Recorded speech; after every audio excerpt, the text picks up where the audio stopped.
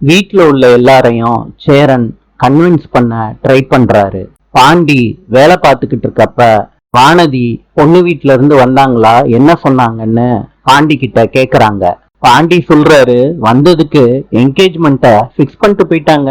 Super Pandi, ரொம்ப நல்ல விஷயம் பாண்டி. பாண்டி சொல்றாரு, நாங்க தான் அந்த பொண்ணை பத்தி விசாரிக்கல.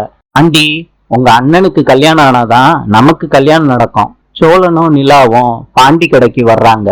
ஆனதி சொல்றாங்க, சேரன் அண்ணனுக்கு கல்யாணமாமே, அத பத்தி தான் நானும் பாண்டியும் பேசிக்கிட்டு இருந்தோம். நீங்க கரெக்டா வந்துட்டீங்க.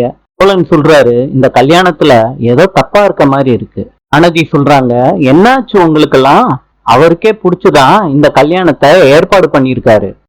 இவ்வளவுலாம் யோசிக்க வேண்டிய தேவையில்லை. அவருக்கு சீக்கிரத்துல கல்யாணத்தை பண்ணி வைங்க. சொல்றாங்க, அண்ணனுக்கு கல்யாணம் ஆகுறதுல எங்களுக்கு சந்தோஷம்தான், ஆனா தப்பா எதுவும் நடக்க கூடாதுன்னு தான் பயப்படுறோம்.